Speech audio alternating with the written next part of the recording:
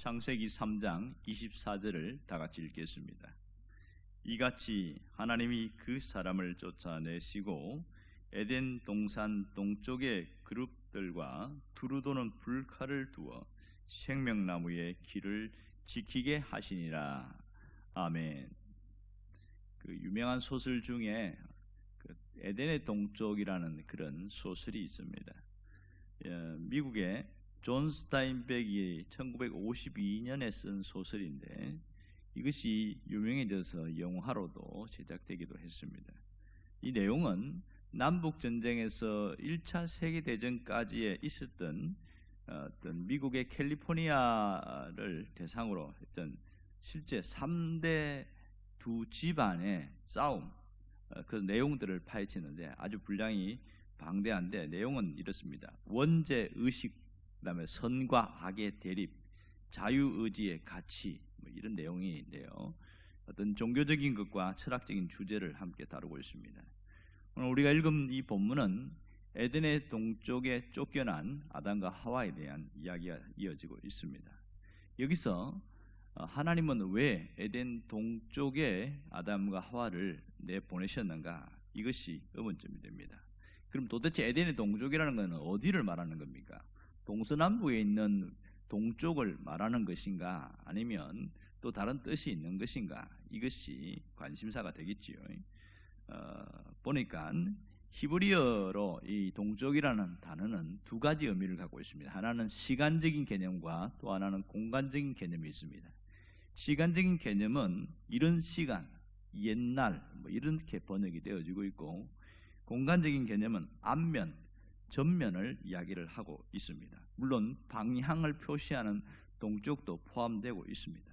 그러면 이 여기서 더 집중될 수 있는 것은 그냥 방위적으로 왼 동쪽을 이야기하는 것보다는 전면, 이런 뜻이 더 강하다는 것을 알 수가 있겠지요. 그러면 이런 의미에서 보면 하나님이 에덴 동산에서 동쪽을 내보냈다, 이 말은 하나님께서 에덴 동산으로 들어가는 입구를 막으시고 거기서 입구를 보냈다, 이렇게 이해하게 할 수 있는 거죠. 또 하나의 의문점은 아담과 하와가 한 번도 에덴 동산 밖에서 살아본 적이 없는데 이렇게 대책 없이 내보내면 되겠느냐, 이런 생각을 하게 되어지지요. 그러면 왜 굳이 이 에덴 동산에서 내쫓을 수밖에 없느냐, 이 얘기는 충분히 다루었기 때문에 얘기하지는 않습니다. 그러면 하나님이 에덴 동쪽에 오늘 여기 말 표현대로 하면 살만한 터전을 내보내시고 난 이후에 준비를 하고 하신 것인가, 아니면 그냥 무작정 내보낸 것인가, 그런 것에 대한 생각을 해볼 수 있습니다. 결국 하나님께서 아담과 하와가 범죄한 이후에 하신 모든 모습을 보면 아무런 대책도 없이 그냥 내쫓기보다는 뭔가 하나님이 그들이 살아갈 수 있는 적어도 최소한의 터전을 준비해 두지 않았을까, 이런 생각들을 하게 되어집니다. 이미 하나님이 벌써 범죄한 이후에 하신 첫 번째 일이 뭐냐면 여자의 후손을 보내주겠다 하는 원대한 계획을 보여주셨고, 또 그들이 이 나뭇잎으로 옷을 해입고 있는 게 참 딱하고 안타까워서 가죽 옷을 이렇게 해주신 것을 보게 됩니다. 이런 것을 보면 충분히 하나님이 에덴 동산을 밖으로 내보내신 이후에도 하나님 뭔가 준비를 하실 가능성이 있다, 이렇게 생각됩니다. 결국 이게 여기서 알 수 있는 게 뭐냐면 고통의 원인이 어디 있느냐, 이 부분을 우리에게 정확하게 알려주고 있습니다. 고통의 원인은 사실 하나님과의 관계가 끊어지면서부터 시작되어졌어요.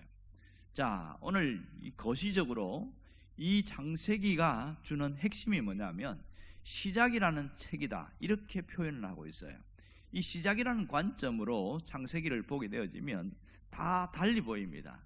창세기 1장과 2장은 천지창조의 시작, 이렇게 하나님이 만드신 시작이 여기서 되어지고 있고, 2장과 3장에서는 죄의 시작, 이렇게 이어지고 있습니다. 또 고통의 시작, 이렇게 표현할 수 있겠지요. 고통이 여기서부터 시작되어집니다. 이미 말씀드렸지만 노동이라는 것은 저주의 결과가 아니다. 형벌로 주신 게 아닙니다. 원래는 하나님께서 축복의 도구로 주었어요.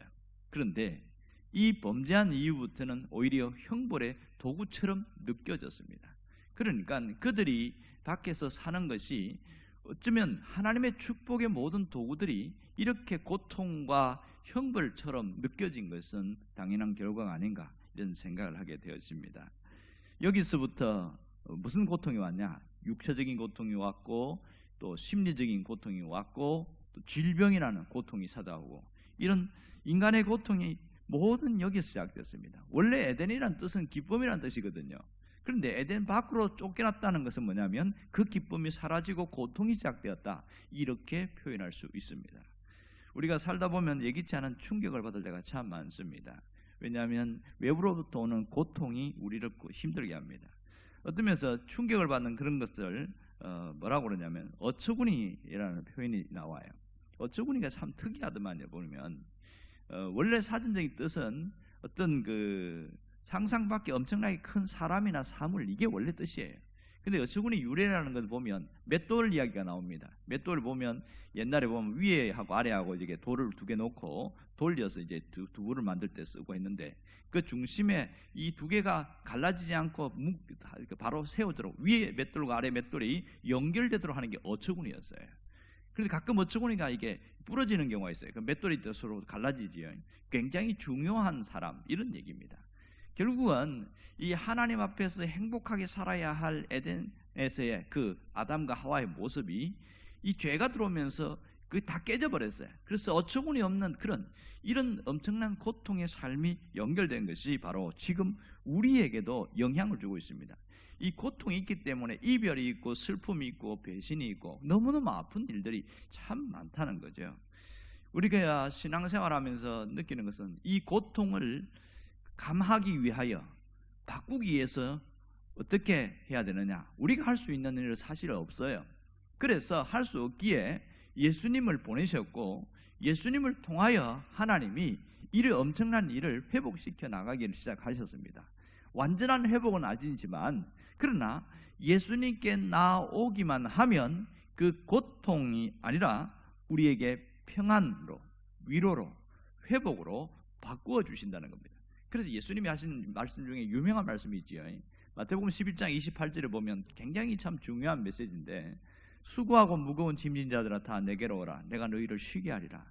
이것을 우리가 전도할 때 사용하는 메시지이긴 합니다만은, 원래 원 독자는 누구냐면 우리식으로 이야기하면 믿는 사람에게 주는 메시지였어요. 그 당시에 있는 하나님을 믿는다고 하는 유대인들에게 그렇게 준 메시지가, 수고하고 무거운 인생의 짐을 지고 있는 그들에게 너희가 그렇게 고통과 아픔을 살고 하지 말고 내게로 와서 쉼을 얻으라, 이렇게 얘기하고 계신 거예요. 이걸 현대적으로 번역하면 오늘 우리에게 하는 말씀과 똑같습니다. 우리가 살아가는 현실은 이 어쩔 수 없이 고통이 반복되어지고 있고, 슬픔도 있고 아픔도 있고, 그 고통이 연속되는 이 상황에서 늘 우리가 해야 될 거 뭐냐? 내가 이걸 이길 수 있는 것은 예수님께 가는 것밖에 없구나, 이 결단이 있어야 됩니다. 예수님께 나오기만 하면 주님은 우리에게 고통 대신에 평안과 안식을 주신다는 사실입니다. 우리에게 쉼을 준다는 사실이에요. 이걸 알고 어떻게 하든지 주님께로 가려고 하는 그 사람이 제대로 된 신앙인이고 제대로 된 신앙생활을 할 수 있는 겁니다. 그러기에 우리가 언제나 주님께 가면 우리를 야단치고 혼내고 이게 아니고 안식을 주신다, 내가 너희를 쉬게 하리라, 이 메시지를 받아들이면 됩니다. 그래서 어떤 분이 이 표현에 대해서 뭐라고 하냐면 예수님은 우리의 벤치가 되십니다, 이렇게 써놨어요. 의자 있지요, 야외에 있는 의자, 그 뜻으로. 그러니까 우리가 막 힘들 때 어떤 벤치에 앉으면 얼마나 편안해요. 그만큼 예수님께 가면 모든 것이 편안해지고 회복되었더라, 이 얘기를 하고 있습니다. 오늘 우리가 정말 하나님이 끊임없이 우리에게 손짓하는 게 있습니다. 뭐냐면 바로 주님께로 나와서 안식을 누리라는 겁니다. 평안을 누리랍니다. 거기서 재충전해서 다시 삶의 현장으로 뛰어가서 다시 막 이렇게 용기 있게 나가라, 이것이 주님이 우리에게 주시는 메시지입니다. 우리는 어쩔 수 없이 에덴의 박혀 있는 삶을 살 수밖에 없어요. 여기서 노출된 우리는 고통이 반복될 수밖에 없습니다. 그러나 하나님은 우리에게 그 속에서도 평안이 있고 안식을 주신다는 사실을 놓지 않기를 주의 이름으로 축원합니다. 기도하겠습니다.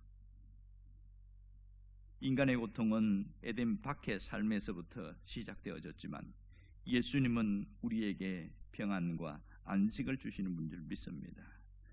오늘 우리가 다 내게로 오라 내가 너희를 쉬게 하리라는 주님의 말씀 앞에 귀를 기울이고 우리가 주님 안에서 안식을 누리기를 원합니다.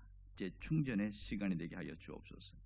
오늘 하루도 주님이 은혜를 부어주시고 주님 안에서 회복된 삶으로 나아가게 하여 주옵소서. 예수님의 이름으로 기도합니다. 아멘.